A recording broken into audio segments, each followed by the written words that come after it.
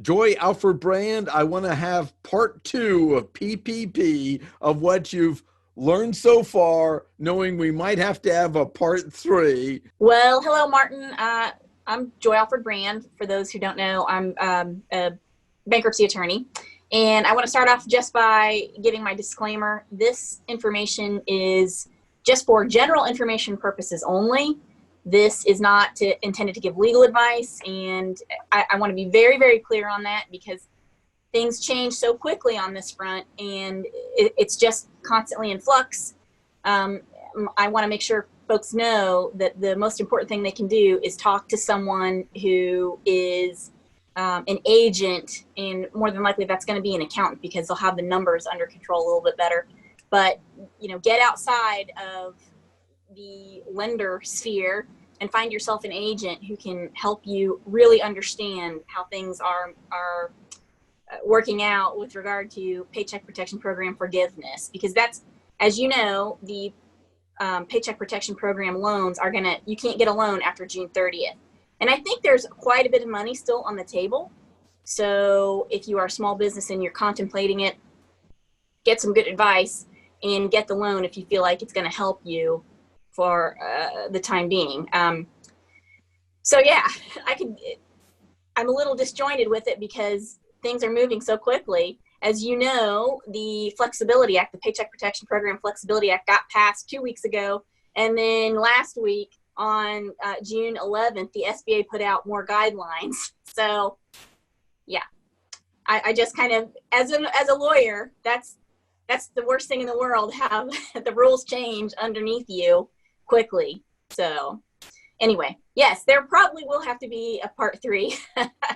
So. Excellent. So tell me a little bit more about the changes, what you've learned, what small and micro business need to know, because some are afraid to ask and others are worried if they get it, will they follow the rules and incur more significant debt? So let's hear your update as of, today. Okay. So as of today, as of a couple of days ago. So as we know, initially when we spoke last week, I wasn't sure. So the Paycheck Protection Program Flexibility Act had a bright line standard, meaning that's legal speak for meaning it applied to just those loans that were taken out after the act was enacted. However, the letter and the guidelines from the SBA say that no, with the exception of a couple of things, it applies to any existing paycheck protection loan and any paycheck protection loan that's taken out after that act was enacted and signed into law. Okay, so that's something that's important to know. Also, so what that means is the payroll expense requirement has been reduced from 75% to 60%.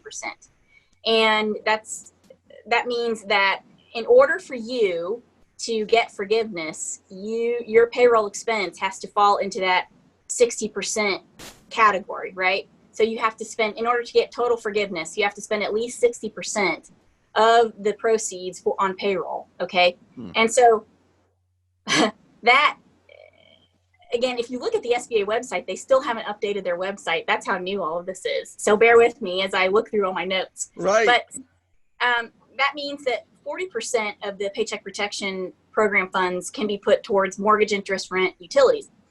Now, the way the Flexibility Act read, it said that if you don't spend 60% of the loan proceeds on payroll, then that's a cliff. You don't get any kind of sliding scale of forgiveness. But that's not the case at all. According to the guidelines that were just put out, you actually will get a sliding scale of forgiveness. So that's good news. And so that gives businesses a little more flexibility in spending. Now, the other sort of extension that you're going to need to be aware of is the initial loans that were given out. They had that 8-week period within them where they were going to look at how you spent the money in the 8-week period following disbursement of the proceeds, right? Well, now that has been extended to 24 weeks. Okay, so that's something that's important to understand. And that's, loans that were taken out before that act was passed, the Flexibility Act, loans that were taken out before that, they can choose to keep that 8-week review period, or they can ask for an extension through the lender. And the other really big change that I am happy about is that the 2-year maturity date is something that's now a little bit more flexible. For loans that were taken out before the Flexibility Act was passed, they had that 2-year maturity date. So you had 24 months to pay back anything that wasn't forgiven, right? Well, now you can ask the lender to extend that to the 5-year maturity date. Mm-hmm. And then lenders are saying they're going to look at it on a case-by-case basis. You're just going to have to deal with your bank on that. That's just something, that's just how it is. But that is a good thing. Now, is the interest rate going to stay at the 1% for the 5-year period? I don't know. Who knows? Mm-hmm. There are going to be more guidelines forthcoming. That's something that, is important to know. But until those guidelines come out, I mean, I would assume for now that it's going to stay at that low interest rate. But, don't take that for granted. It could change in the future. And the other thing that's going to be important for small business owners to know is whether or not you're able to maintain your same level of employees and payroll expense. So if you can't, and there's just no way that you could do it, then if you can document or show that you've tried to rehire and can't, or that because of the extenuating circumstances with coronavirus, that you just can't, say for example, you're a restaurant and you can't get back up to those levels because of, obviously the environment we're in, then you can document that and still receive forgiveness but you have to show it's basically a good faith effort. So you could still receive forgiveness even though you're not able to get back up to those same employee or payroll numbers. So those are just some of the big things that are coming out and shaking out a little bit more. Those are the things that I would suggest, are most important for small business owners to know. And with regard, sole proprietors and micro businesses are one thing, but I can see restaurants and other hospitality industry businesses are going to have issues in showing just the numbers and making sure they're staying level. Does that make sense? Yeah. So basically you've got a little more time. The biggest thing is getting someone to make sure you dot your I's on the 60% spend. So this is where you probably want an outside accountant or someone working with you that's trained in this to know where that line is, because a lot of businesses don't have full tight control over every penny that's going on, and that's how they're generally run. I mean, in my experiences, I think we're making money. I think we're profitable, Right. And so sounds like it's very important to get that outside professional consultation. I tell people first, work through your chamber. They have resources. Then the Small Business Center has resources. And then, of course, SCORE. Those are a few places in local areas that often know somebody if you don't have your own network of people. So that seems to be a very important piece of it.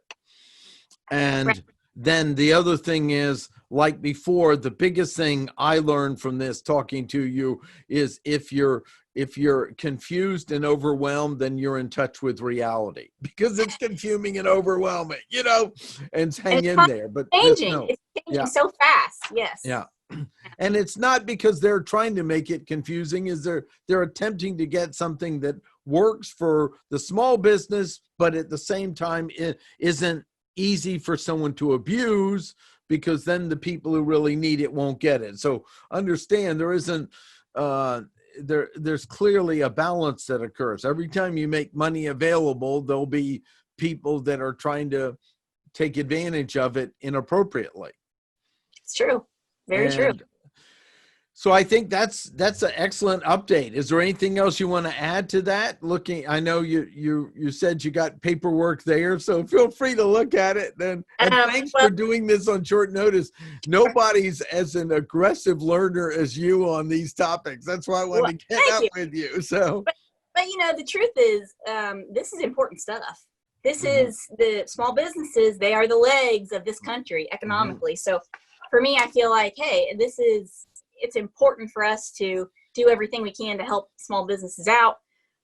So there's only a couple of other points that I would make. And one of them is that borrowers can continue to defer payroll tax for the entire period from March 27th of this year to December 31st of 2020, regardless of whether or not the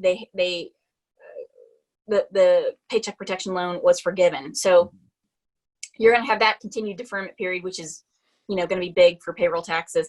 You are still going to have to pay at some point. So make sure you're getting with your accountant and make sure you are getting prepared for that, or whoever is helping you with your, bookkeeping. And the other thing is, don't wait to apply for forgiveness. You have that the deferment period has been extended from 6 months to 10 months, but still don't wait to apply for forgiveness, because you don't want to get you want to make sure that if we're not sure what happens if you miss that deadline right now, other than you're going to have to pay it back. Do you know what I mean? Right.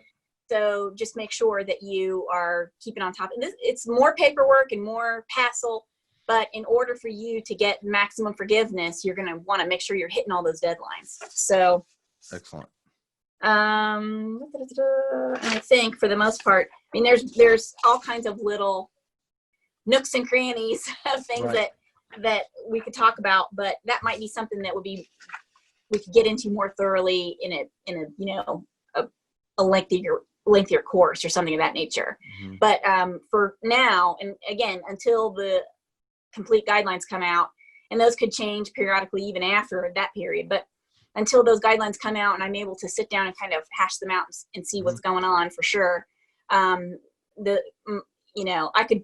could speculate all day long, but in terms of what I know for sure, I think that's it in a nutshell for the most part. Outstanding. And how could they learn more about what you do? Because you have resources for individuals and businesses and just tremendous quality education. Thank you, Martin. I appreciate that. Just head over to my website, newcashview.com. You can learn quite a bit about just different topics. I write a monthly blog called The Dollar Llama.